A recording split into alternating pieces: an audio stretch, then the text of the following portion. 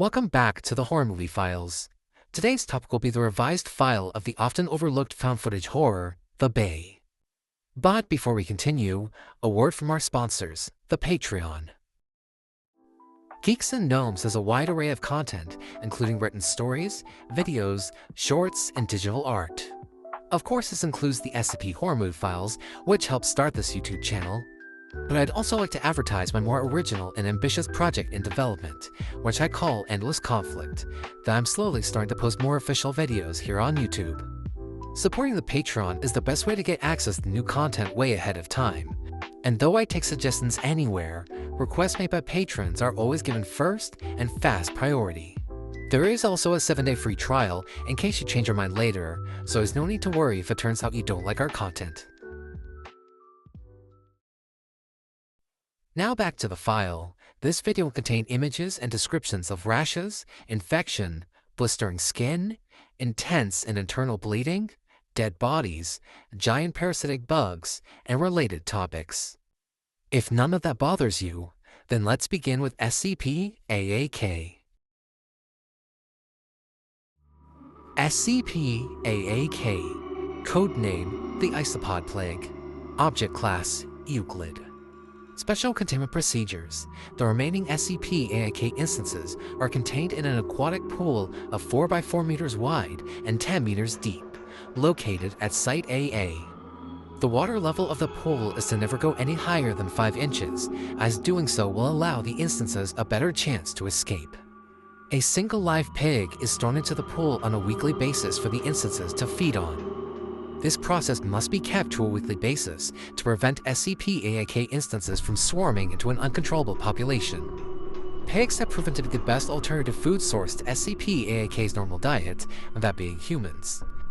Additionally, keeping this regular feeding schedule has made the SCP-AAK instances reliant on the Foundation, and in turn has weakened their hunting skills, thus ensured there is little to no risk of a containment breach. The pool is regularly cleaned by a vacuum drone to prevent algae and mold growth in the water and walls. The drones are thankfully never attacked by SCP-AAK instances, but as a precaution, a Foundation staff member wearing a biohazard protection suit is to inspect the drone every day after it's done cleaning.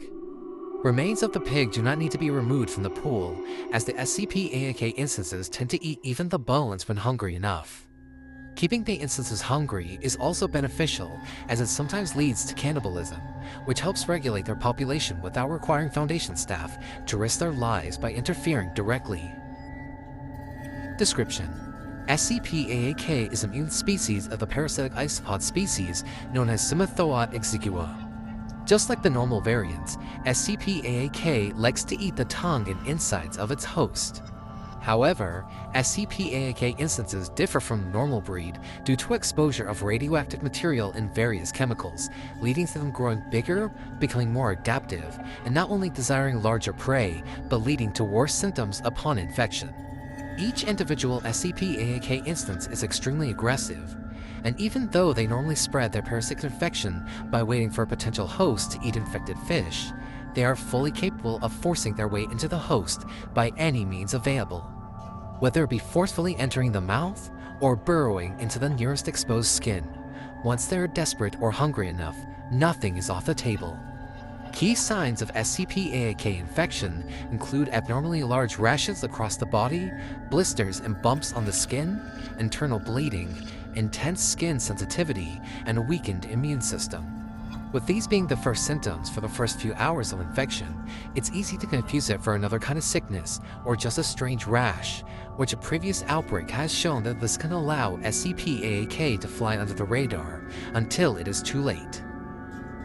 After anywhere between 3 to 5 hours of infection, the host will suffer intense internal bleeding, the loss of tongue, ravaging of the esophagus, extreme internal pain, and semi or complete body paralysis.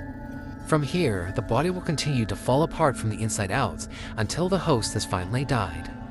It's considered a mercy if the host dies quickly or at all, as unfortunately, not all hosts have the privilege of dying once the SCP-AAK instances burst out.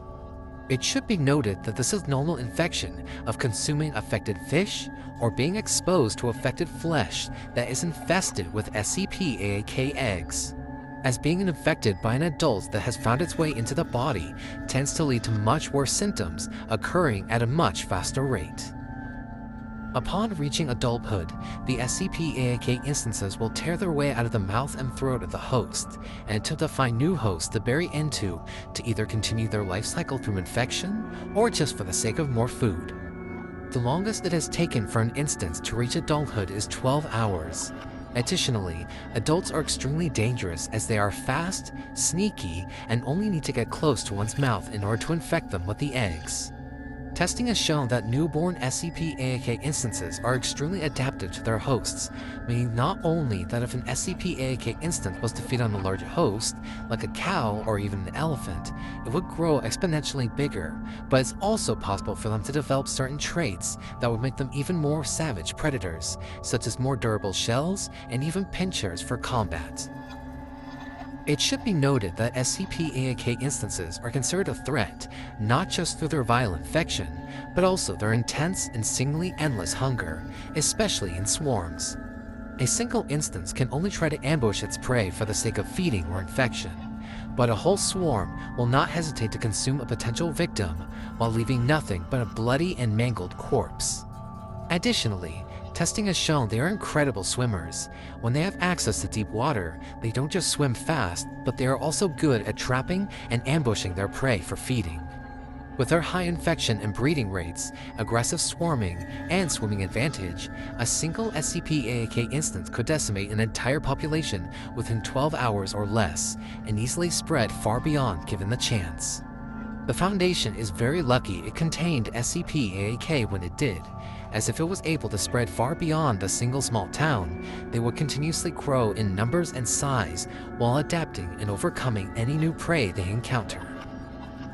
SCP-AAK was discovered in 2009 as a small town of local doctors reported to the CDC for assistance with a possible new pathogen plaguing the town at an alarming rate. Thankfully, the ones they contacted was not the CDC, but instead Foundation agents placed within the CDC, allowing them to report everything to MTF Command. Fearing another SCP-AAA incident, the Foundation blocked off all roads to the town. To prevent curiosity and exposure from neighboring towns, local news media was given the cover story that a chemical leak has led to massive casualties and that everyone close by should evacuate far away as a precaution to not get affected. Afterwards, the Foundation deployed a quick cleanup and retrieval crew to find, contain, and quickly cover up any anomalous activity in the area, as well as search for survivors. Unfortunately, after an hour, it was confirmed the cleanup crew was wiped out by the SCP-AAK instances due to them surrounding and swarming them all. In response, Mobile Task Force Lambda-12 Pest Control was deployed, and this time, they were equipped with anti-insect biohazard ventilation suits to prevent infection or swarming, and armed with Foundation spray guns loaded with necrosis venom. Due to the massive hazard the SCP-AAK swarm posed, it was considered necessary to use necrosis venom, as well as to abandon the idea of any possible survivors. After 5 hours, the Lambda-12 forces were able to round up the remaining SCP-AAK instances and contain them within a biohazard metal case. As a precaution, the town was sealed off from the public for 5 months, and in that time, Foundation drones and AFA-2 units were utilized to search the area for any further traces of SCP-AAK, as well as to clean up the chemicals from the local bay to hopefully prevent anything like this from happening again. Side note, 1 month after the incident, survivors were found to have escaped the town before the Foundation arrived, and were trying to expose what happened to the world. Thankfully, all survivors were captured by Foundation agents and given Class C amnestics before they could release evidence. All recordings were destroyed and all their forms of evidence were erased. As for the chemicals and radiation in the bay responsible for creating SCP-AAK, it was revealed that such a combination, though hazardous, should not have led to the birth of the anomaly. Continuous testing has failed to replicate the process, further proving this. So how exactly SCP-AAK came to be, and if it really has any relation to the chemicals or radiation, to this day is unknown.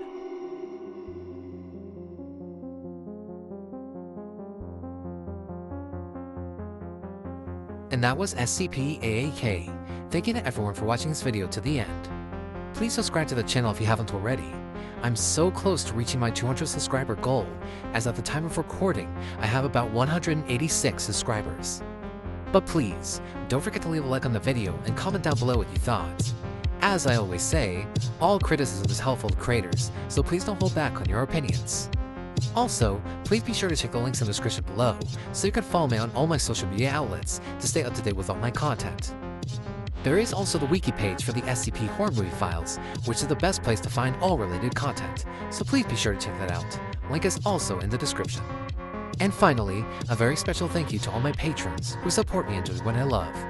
If you want to be like them and have the same perks they do, then please subscribe today and get access to content early, as well as updates on my content you can't find anywhere else. Thank you all again for watching, and hope you'll stick with the channel, as there's always more to come.